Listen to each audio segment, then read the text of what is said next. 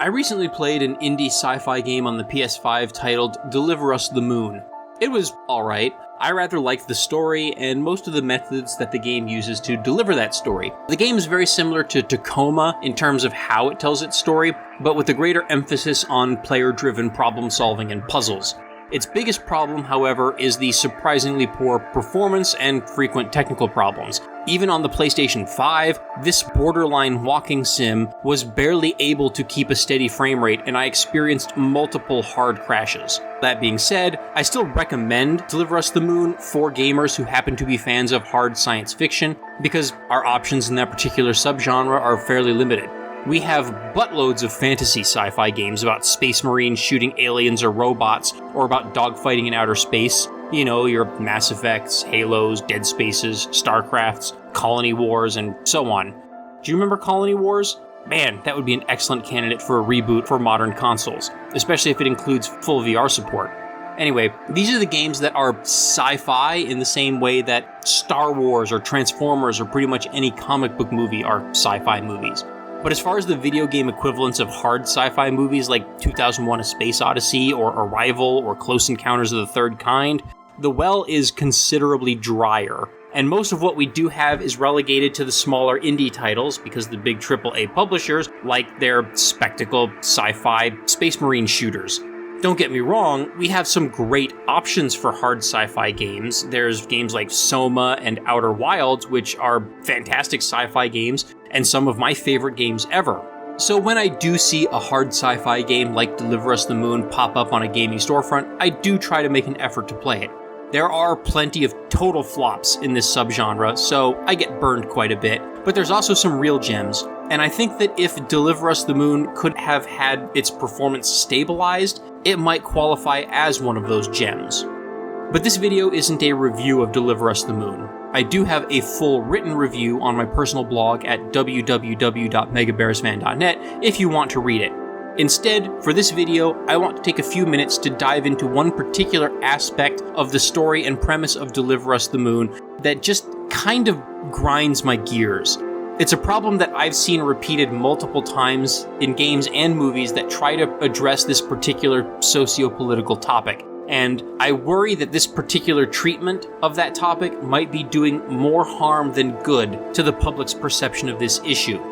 So, minor spoilers ahead for Deliver Us the Moon. I take some issues with the way that Deliver Us the Moon depicts its near-future apocalyptic climate change. Before I go any further, I want to disclaim that even though I'm about to be very critical of a piece of media that depicts climate change, I am not one of those nutjob climate change deniers. I consider climate change to be one of, if not the, most important political issues of our day, and I am constantly frustrated by our politicians' unwillingness to take meaningful action. I'm one of those people who will nag other people to turn off the lights when they leave a room, and who carpools whenever possible and walks to the grocery store in order to avoid burning more gasoline than I have to.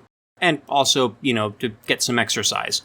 I also work in the utility industry doing software for energy conservation and efficiency programs, so I take energy conservation and climate change very seriously, both at a personal level and professionally.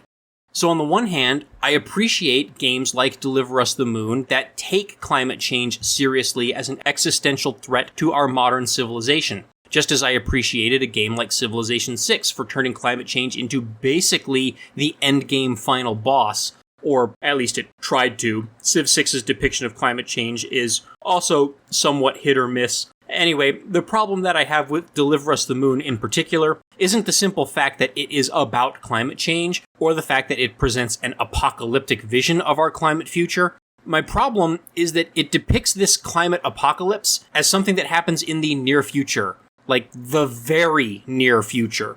The events of Deliver Us the Moon take place in 2059, a mere 36 years from now. But the story actually begins in the 2030s, when overpopulation accelerates climate change and apparently turns the whole Earth into a droughted, withered dust bowl of Steinbeckian proportions. And this is despite the fact that an international corporation managed to discover and exploit a source of limitless clean energy on the moon, and then beam it back to Earth to supply almost all of humanity's energy needs. So according to Deliver Us the Moon, we supposedly completely stopped burning fossil fuels, at least for the purposes of electricity, sometime in the 2030s, and replaced those fossil fuels with abundant, clean moon energy. But yet we still turned the Earth into a hot dust ball. If this story took place in 2159 instead of 2059, it would be a lot more credible, in my opinion. Or heck, even if it just took place in 2099, that would be a big improvement.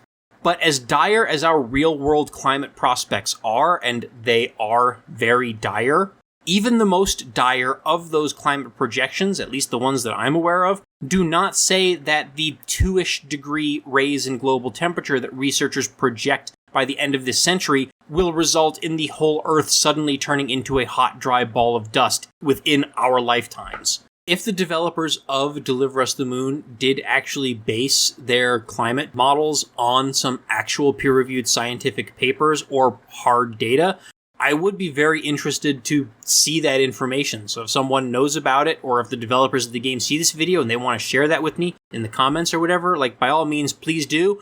I'll read it, and if it actually suggests that climate could be as bad as you project it would be in the game, I'll completely retract everything that I say in this video. Well, the criticisms of Deliver Us the Moon anyway. Stuff about real-life climate change would, still be true. And so would, the core message of this video about not overblowing or exaggerating it. It would just mean that this particular game didn't exaggerate it to the level that I think it did.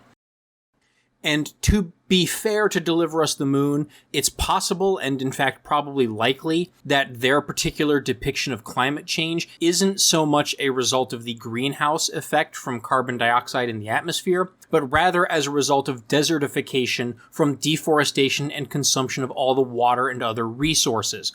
After all, part of the backstory is that they got infinite clean energy, and that, I guess, led to a spike in population and therefore resource consumption.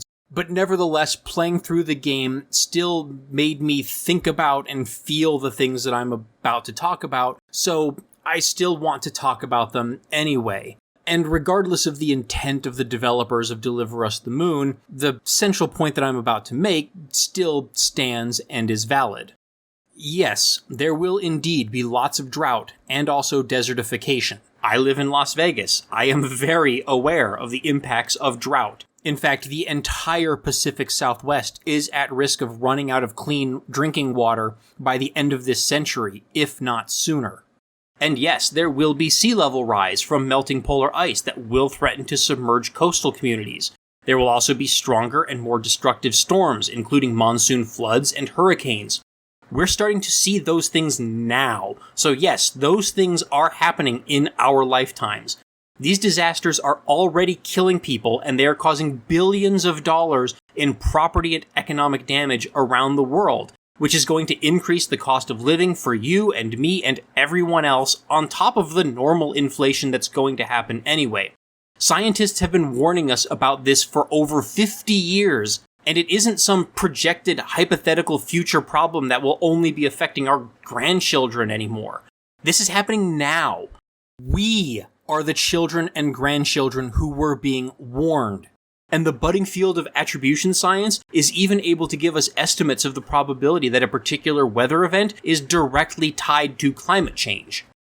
But the reason that the 2030s and 2050 are often held up as critical deadlines for climate action is not because that is when the scientists believe that the Earth will suddenly turn into a greenhouse hotbox.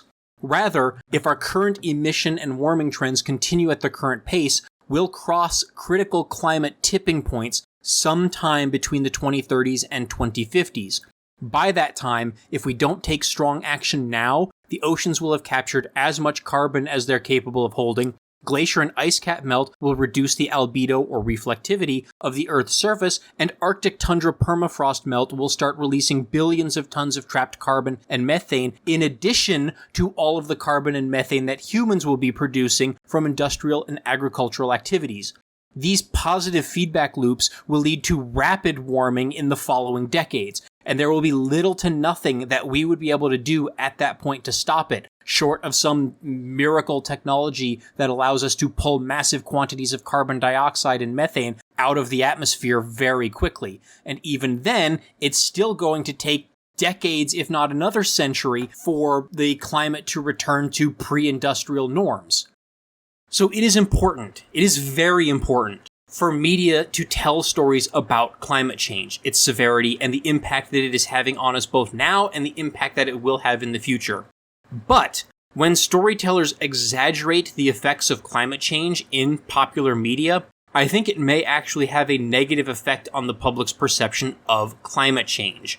It feeds into false perceptions of the issue, and it gives people false expectations about what the effects of climate change actually are. And so when those exaggerated effects do not come to pass, it feeds into the skepticism that 5 decades of corporate and political propaganda have laid down as a groundwork.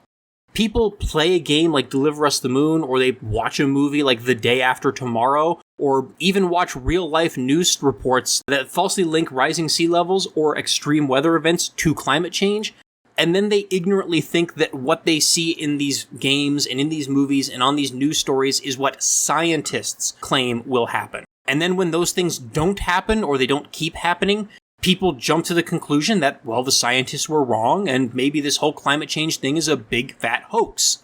It isn't.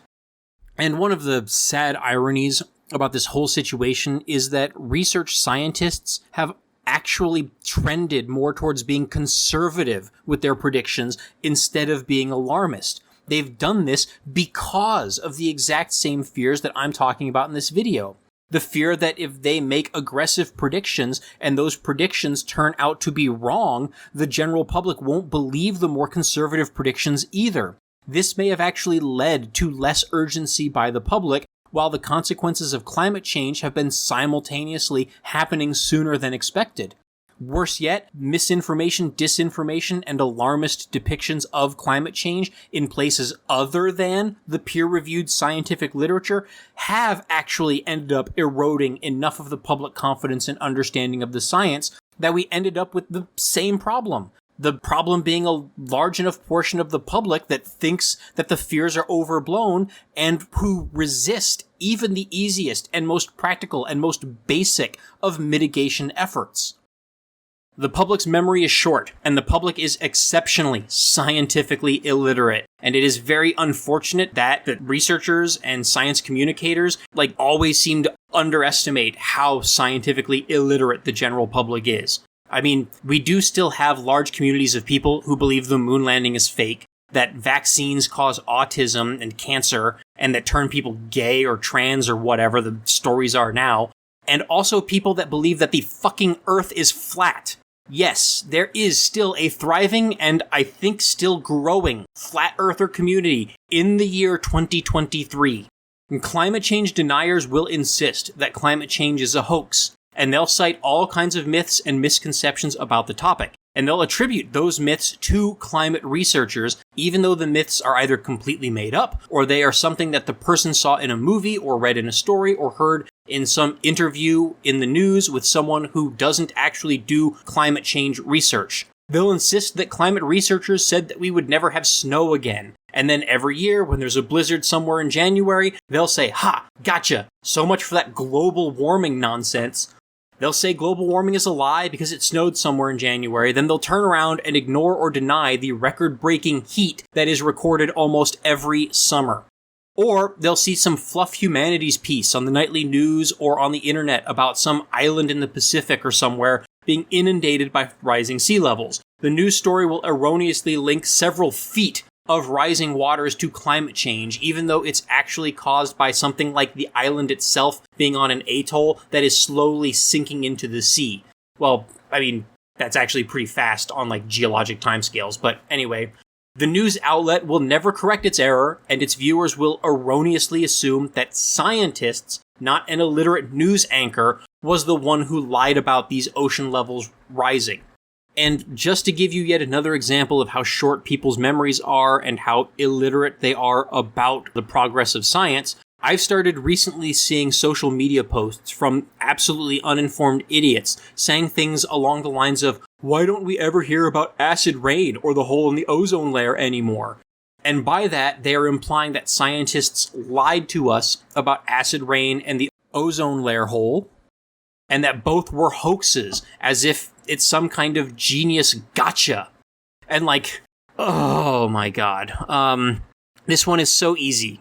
Like, I shouldn't have to say this, but I will, because people actually believe this nonsense, and it is spreading and becoming more popular on social media. The reason that you don't hear about acid rain or the hole in the ozone layer anymore is because we fixed both of those issues. The specific chemicals that caused acid rain and that damaged the ozone layer were identified by researchers in the 70s and 80s, and governments around the world banned their use. International government regulation, under pressure from the public, solved both of those problems successfully. Acid rain does still happen in parts of the world where the sulfur dioxide and nitrogen oxides that cause it are still being used in industrial applications, and there is still a hole in the ozone layer, but it is slowly closing now that the aerosols from hairspray and whatnot that were causing the hole have been internationally banned. That hole is expected to return to its 1980s levels by the middle of this century, so within the next 20 or so years. That is why you don't hear any alarmism about acid rain or the hole in the ozone layer anymore, because we fixed it.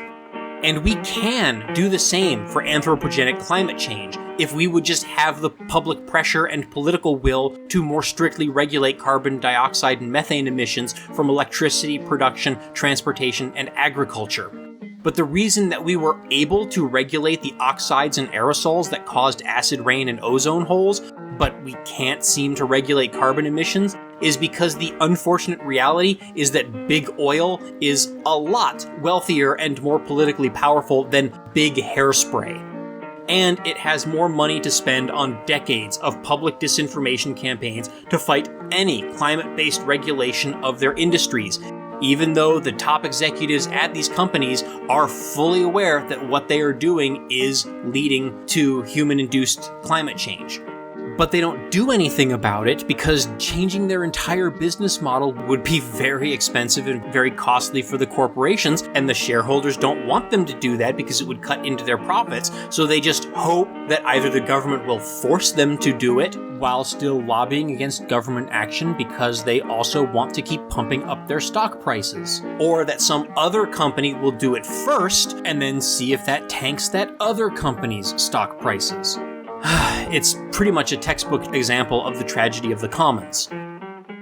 I mean, oil companies hired the same PR firm that tobacco companies used in the 1950s to fight against the regulation of cigarettes after scientists discovered that cigarette smoking was causing lung cancer.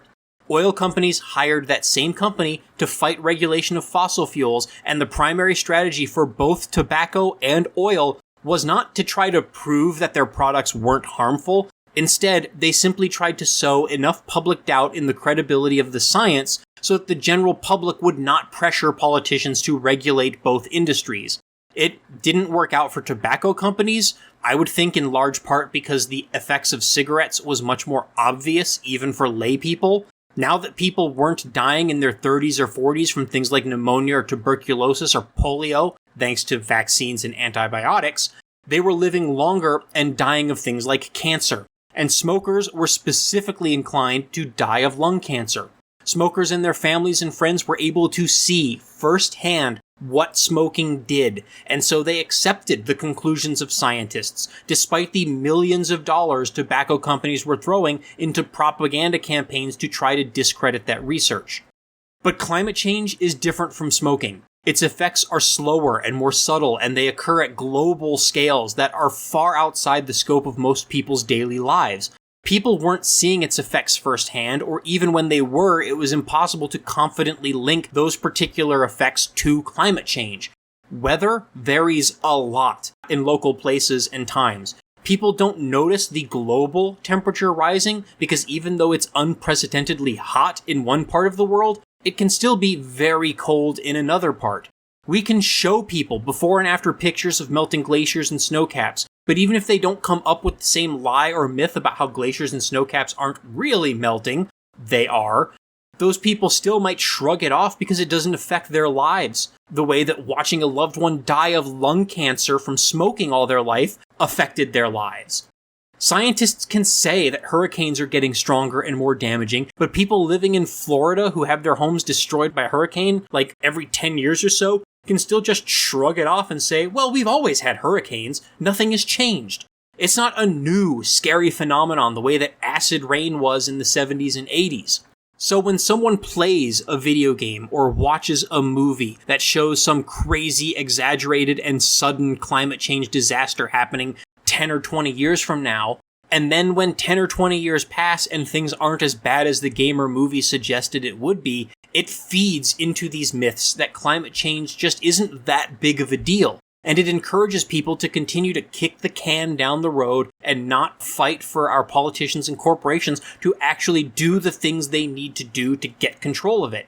Instead, it creates a culture in which the entire human race is that metaphorical frog in a pot of hot water, being slowly boiled to death as the heat is gradually turned up, but not putting up a fight because it's happening so slowly that they barely notice. So, here's my personal plea to sci-fi storytellers. By all means, please tell stories about the dire consequences of climate change. But when you do, please don't blow the effects of climate change way out of proportion, because I feel like that might be dangerous and irresponsible, and may actually do more harm than good to your intended message. Thank you for watching, and please, if you are able, try to cut down on your energy and gasoline usage whenever possible and practical. We, at the individual scale, can't do much to fight this problem by changing our own habits, because a real solution does require structural change at high levels. But if our governments and corporations won't do it, then it falls on us to do what little we can do. And if millions or hundreds of millions of us do care enough to be a little more responsible and a little less wasteful, maybe we actually can make a difference. Throughout this video, you may have seen links and clips from a YouTube channel called Potholer54. The author of this channel is Peter Hadfield, a former geologist and newspaper columnist who does regular debunks of myths and lies about science on his YouTube channel. Potholer's channel is an exceptional resource for debunking false claims about scientific topics ranging from climate change to the COVID pandemic to evolutionary biology and, yes, even flat eartherism. His usual method is to try to track down the origin of the myth or lie, and then look at sources that those people cited. Then, explain how the original myth creator either didn't understand their sources, or they flat out lied about it. And he does so in a charming and, I think, often humorous way. So I highly recommend his channel to all of my viewers. Potholer does not take donations from Patreon or anything like that, because he prefers that his supporters donate to a charitable organization that he supports called Health in Harmony, which provides healthcare and other resources to villagers at the edge of a nature preserve in Borneo. In exchange for these services, the villagers do not cut down the trees, and they help to maintain the forest and ecosystem. I encourage my viewers to take a look at this charity and consider maybe making a donation yourself. Not only does it help to save lives and improve the quality of life for these villagers, but the tropical trees that they preserve and do not cut down also help to capture and sequester some of the carbon from the air and, ever so slightly, mitigate the effects of climate change and global warming. Unlike Potholer54, however, I am paying for the maintenance of a server for my blog and also for ongoing licenses for the software that I use to edit these videos, so I do have a Patreon page to help offset those costs.